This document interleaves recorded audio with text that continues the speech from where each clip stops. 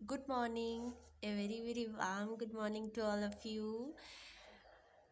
Guys, last हमने question discussion किया था. ओके, आई होप आपने वो वीडियो देखी होगी. ठीक है, आपने पसंद भी की होगी. ठीक है. लेकिन वो अलग बात है कि आप लोग सब्सक्राइब नहीं करते. चलिए, कोई बात नहीं. आज मैं बिल्कुल पहले मैं लेक्चर एंड करने के बाद में बोलती थी कि please subscribe to my channel. आज मैं स्टार्टिंग में बोलूँगी कि प्लीज़ यार मेरे चैनल को सब्सक्राइब कर दिया करो. ठीक है. आप बहुत मेहनत लगती है नोट्स बनाने में, बहुत मेहनत लगती है वीडियो बनाने में. आप नहीं समझ सकते. ठीक है, एक क्रिएटर कितना हार्ड वर्क करता है, यू वॉन्ट अंडरस्टैंड, है ना. तो फिर वीडियो अपलोड करे, तो फिर रिस्पॉन्ड देखे कि ऑडियंस का रिस्पॉन्ड कैसा आ रहा है. मतलब आप ऑडियंस ही जज करती है. आपने देखा होगा मैं कुछ बुरा तो नहीं पढ़ाती, है ना. हाईलाइटेड बोला है मैंने, एनसीईआरटी हाईलाइटेड. तो जितना हाईलाइटेड होता है, जितना बताने की चीज़ होती है, उतना मैं आपको बताती हूँ. इवन दो मैं उससे एक्स्ट्रा बताती हूँ आपको, है ना. हाईलाइटेड सीरीज़ में इतना कोई नहीं बताता. तो प्लीज़ यार, प्लीज़ सपोर्ट. चलो, लेट्स स्टार्ट. चैप्टर 16 हमने देखा था डाइजेशन एंड एब्जॉर्प्शन. ठीक है, आज हम देखेंगे चैप्टर 17 जो है breathing and exchange of gases. देखो, ब्रीथिंग क्या होता है. ब्रीथिंग ऐसा मैकेनिज्म है जिसमें हम क्या कहते हैं, ऐसा प्रोसेस है जिसमें हम एक्सचेंज ऑफ गैसेस करते हैं ना. मतलब ऑक्सीजन के एक्सचेंज करेंगे एटमॉस्फेयर के कार्बन डाइऑक्साइड के साथ, है ना. और वो कार्बन डाइऑक्साइड कहाँ से आता है हमारे अंदर, हमारे सेल प्रोड्यूस करते हैं. ठीक है, तो ऑक्सीजन हमें प्लांट से मिलता है. ठीक है, तो चलो स्टार्ट करते हैं. As you have read earlier, oxygen is utilized by the organism to indirectly break down simple molecule like glucose, amino acid, fatty acid, etc. to drive energy to perform various activities. तो ये कह रहे हैं कि आपने पहले पढ़ा है कि जो ऑक्सीजन है वो हम लोग यूटिलाइज करते हैं. ठीक है. क्यों डायरेक्टली, इसलिए क्योंकि हमको क्या करना होता है, अपने मॉलिक्यूल्स को, जैसे ग्लूकोज है, अमाइनो एसिड्स है, फैटी एसिड्स है, इन सबको ब्रेक डाउन कराने के लिए, ताकि हम लोगों को एनर्जी मिल सके. एवरीथिंग वी आर ईटिंग, है ना, तो हम लोग उसको यूटिलाइज करते हैं फॉर एनर्जी, है ना. कि हमें एनर्जी मिले, हमारे सेल रिपेयर हो, हमें ग्रोथ हो, हमारा एक्टिविटीज़ हम लोग परफॉर्म करें, है ना, इसीलिए. तो ये वही कह रहा है. Carbon dioxide which is harmful is also released during the above catabolic reaction. above catabolic क्या होता है कि आप अपने मॉलिक्यूल्स का ब्रेक डाउन कर रहे हो, है ना. सिंपल मॉलिक्यूल्स का ब्रेक डाउन कर रहे हो. ठीक है, तो ब्रेक डाउन करना किसी चीज़ का मतलब, ये जो ब्रेक डाउन होगा that means catabolism reactions is happening, right, है ना. तो at the time of catabolism carbon dioxide is released. So मैंने अभी पहले कहा था आपको कि कार्बन डाइऑक्साइड हमारी बॉडी के अंदर कब आता है, कहाँ से आता है, हमारी सेल प्रोड्यूस करते हैं. तो सेल कब प्रोड्यूस करें, जब ये मैकेनिज्म होता है, जब कैटाबॉलिज्म रिएक्शन होती है हमारी बॉडी में. ठीक है, it is there for evident that oxygen has to be continually provided to the cell and carbon dioxide produced by the cell have to release out. बोल रहे, तो इसलिए ये बहुत ज़रूरी है, एविडेंट है कि आप की बॉडी को, आपकी बॉडी के सेल को ऑक्सीजन कंटिन्यूसली मिलनी चाहिए, क्योंकि वो कंटिन्यूसली क्या कर रहे हैं, कार्बन डाइऑक्साइड प्रोड्यूस कर रहे हैं, है ना. तो कंटिन्यूसली आपका कार्बन डाइऑक्साइड रिमूव आउट होना चाहिए और आपका oxygen with in the body जाना चाहिए. ठीक है.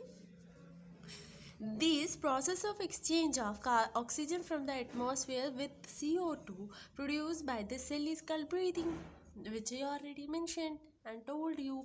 कि ब्रीथिंग क्या होता है कि जब आपकी बॉडी या जब ऐसा प्रोसेस, जब एक्सचेंज ऑफ ऑक्सीजन या एक्सचेंज ऑफ गैसेस होने लगे, तो कौन सी गैसेस में, अब हम नाइट्रोजन तो लेंगे ही नहीं, है ना. तो दो गैसेस जो एक्सचेंज होनी चाहिए वो कौन सी होती है, ऑक्सीजन एंड कार्बन डाइऑक्साइड. इन्हीं के बीच में ऑक्सीजन, इन्हीं के बीच में एक्सचेंज होता है. ठीक है, कार्बन डाइऑक्साइड हम लोग एक्सपेल आउट करते हैं और ऑक्सीजन को हम एक्सेल इन करते हैं, है ना, इनहेल करते हैं, ठीक है। Commonly known as respiration. अब रेस्पायरेशन क्यों बोला, ब्रीथिंग और रेस्पायरेशन में क्या डिफरेंस है?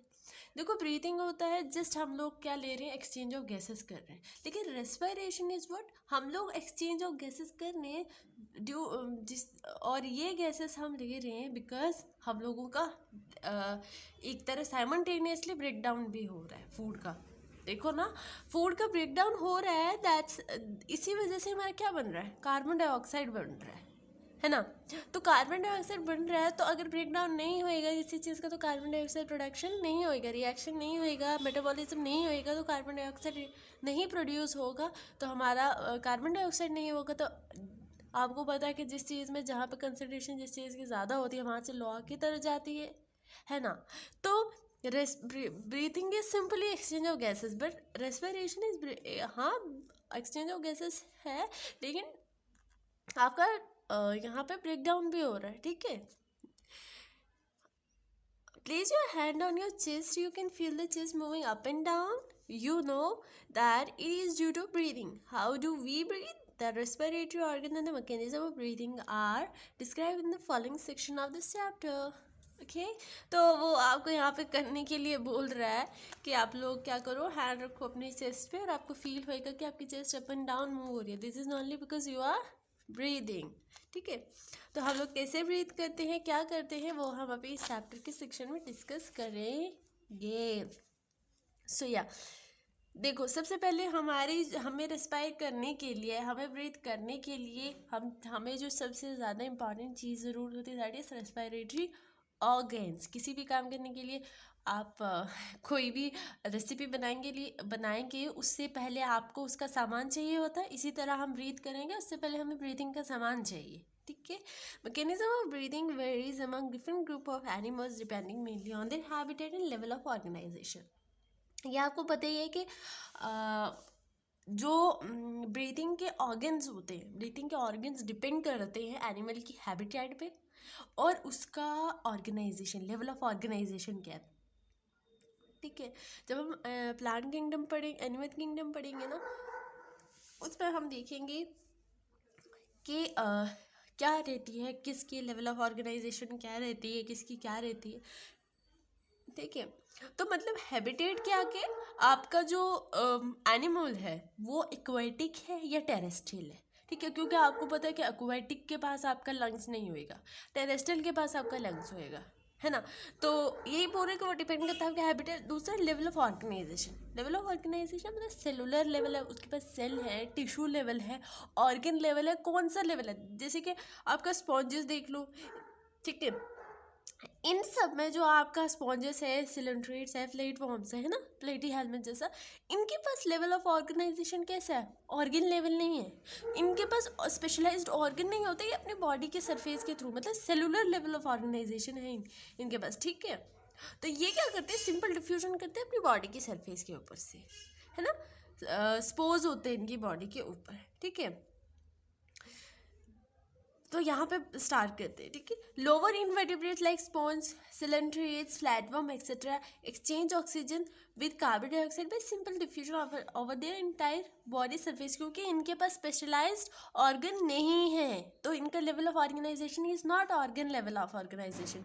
इनका जो लेवल ऑफ ऑर्गेनाइजेशन है दैट इज क्या, सेलुलर लेवल, ठीक है। और earthworm use their moist cuticles and insect have a network of tube। देखो कि earthworm अपना moist skin से, earthworm को ले लो या फिश को नहीं, ये इसको फ्रॉग को भी ले लो, वो भी क्यूटेनियस क्या करती है, रेस्पिरेशन होती है उसकी भी क्यूटेनियस, ठीक है। कभी कभी क्योंकि वो अपने मॉइस्ट स्किन से भी करती है ना। तो क्यूटेनियस जो अपनी मॉइस्ट क्यूटिकल्स का यूज़ करते हैं उसको, उस रेस्पिरेशन को क्यूटेनियस भी बोलते हैं, ठीक है।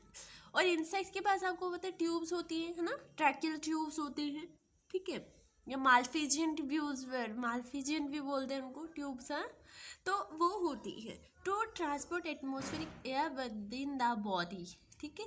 कि और ये क्या करते हैं, अपना उसका ऑक्सीजन का ट्रांसपोर्ट करवाते हैं अपनी बॉडी के अंदर, किस किस चीज़ों से, ये आपको याद रखना। अर्थवर्म क्या करता है, अपनी मॉइस्ट क्यूटिकल का यूज़ करता है, जिसको क्यूटेनियस भी बोलते हैं, ठीक है। इंसेक्ट्स के पास आपके पास ट्यूब्स होंगे जिनको ट्रैकियल ट्यूब्स भी बोला जाता है, ठीक। और जो आपके स्पॉन्जेस, टर्निटेड प्लेटफॉर्म्स होंगे, ये सिंपल डिफ्यूजन की वजह से करते हैं, पूरी बॉडी से कर देते हैं, ठीक है। इनके पास कोई भी स्पेशलाइज्ड ऑर्गन नहीं होता है, ठीक है। Special vascularised structure called the gills, जिसको ब्रांचियल रेस्पिरेशन। अब यहाँ पे आपको दो टर्म्स देखने को मिलेंगी, ठीक है। जो गिल्स होती हैं, गिल्स आपका किन के पास होएगा, जो हमारे एक्वेटिक एनिमल्स होंगे, ठीक है, उनके पास आपको गिल्स देखने को मिलेगा।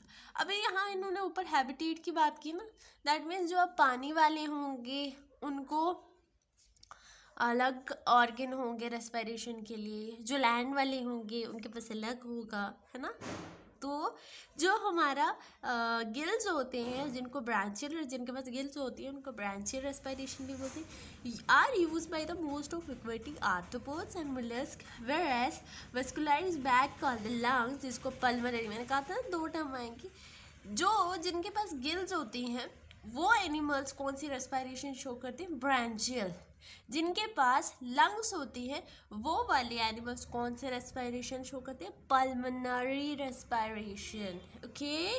Are used by the terrestrial forms for the exchange of gases. Among vertebrates, fishes use gills, whereas amphibian, reptile, birds, mammal respire through lungs. But amphibian में भी अगर हमारी फ्रॉग को देखा जाए ना, वो क्यूटेनियस रेस्पिरेशन भी करते हैं। मतलब मैंने कहा था ना पहले कि वो अपना स्किन से भी यूज़ करती है, उसके पास लंग्स भी होते हैं, उसके पास गिल्स भी होते हैं, इवन दो, ठीक है, ओके। अब ह्यूमन के रेस्पिरेशन की बात करते हैं, ठीक है। तो अगर मैं ह्यूमन के रेस्पिरेशन की बात करूं तो we have a pair of external nostrils, क्योंकि हमारा रेस्पिरेटरी जो ट्रैक है वो स्टार्ट कहाँ से हो जाता है, हमारे नॉस्ट्रल से, मतलब नोज से हम सांस कहाँ से लेते हैं, वहीं से लेते हैं, ठीक है। Opening out about the upper lips, मतलब नाक की बात कर रहा है। इट लेड टू द नसल चैम्बर थ्रू द नसल पैसेज, ठीक है। जिसके बाद मतलब आप क्या नसल चैम्बर आते हैं, फिर उसके बाद नसल पैसेज आता है। द नसल चैम्बर ओपन सेंटर, जो आपका नसल चैम्बर होगा वो फेरिंग्स में जाकर खुलेगा, ठीक है। एक पोर्शन, फेरिंग्स क्या होता है, एक पोर्शन जो कि कॉमन होता है आपके फूड पैसेज के लिए और एज वेल एज आपके एयर के लिए, ठीक है।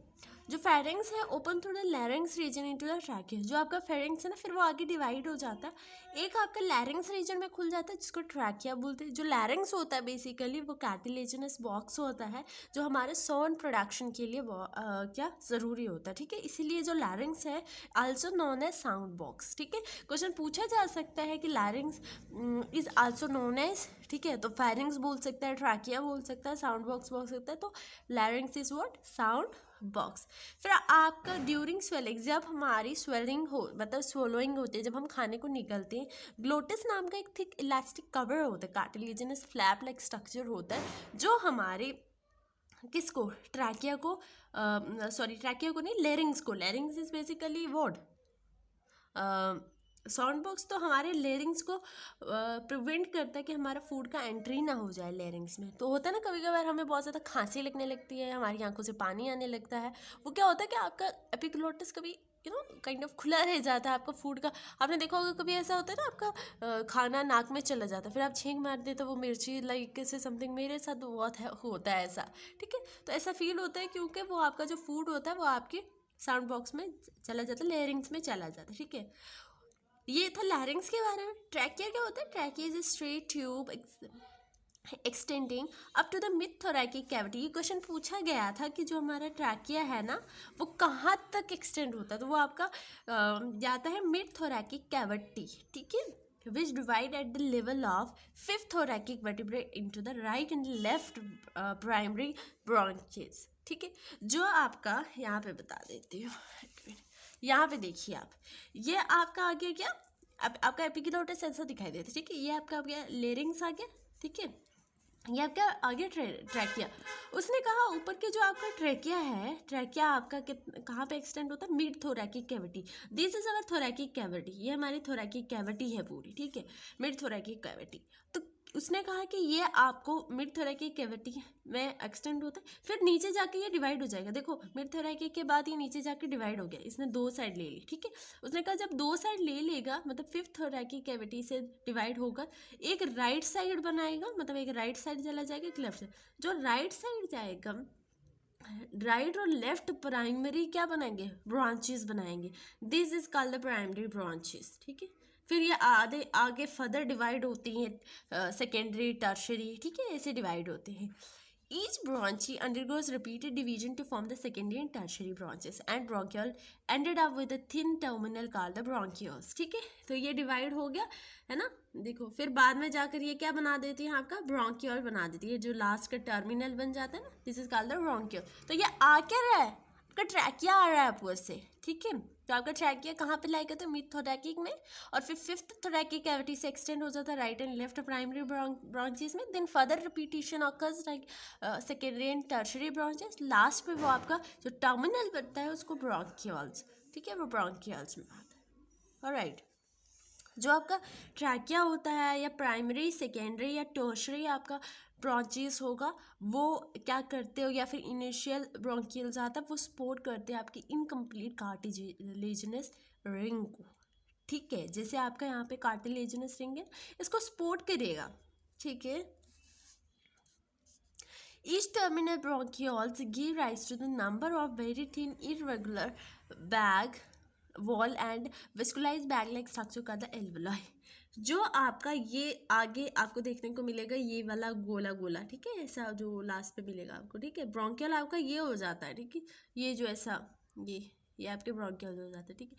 लेकिन जो ये आपको लास्ट में गोला देखने को मिल रहा है, ठीक है, ऐसा सा गोल गोल बैग लाइक जैसे स्ट्रक्चर मिल रहा है, ये बैग लाइक स्ट्रक्चर जो है ना, एल्वेलाई होता है। तो हम कहते हैं कि हमारे लंग्स में एक्सचेंज ऑफ गैसेस हो रही हैं, तो बेसिकली हमारी एक्सचेंज ऑफ गैसेस एल्वेलाई ही, हमारी एल्वेलाई के सरफेस ही हमारा एक्सचेंज ऑफ गैसेस कराता है, ठीक है। आपको आगे देखने को मिलेगा, ठीक है, यही करवाता है, ठीक है। लंग्स के अंदर और कोई चीज़ नहीं होती, यही एल्वेलाई होती है जो हमें हेल्प करती है एक्सचेंज ऑफ गैसेस में।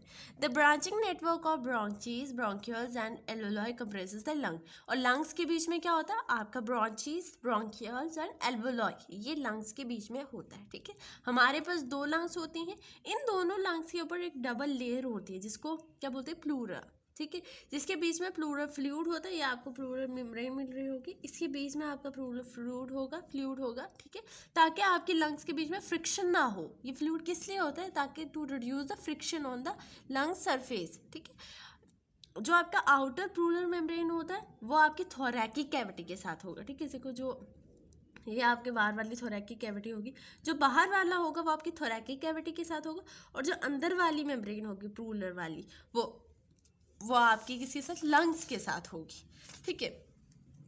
तो आज के लिए बस इतना ही काफ़ी है, कल हम पढ़ेंगे इसका आगे वाला हिस्सा। Till then keep supporting, keep loving and stay safe at home. Thank you so much.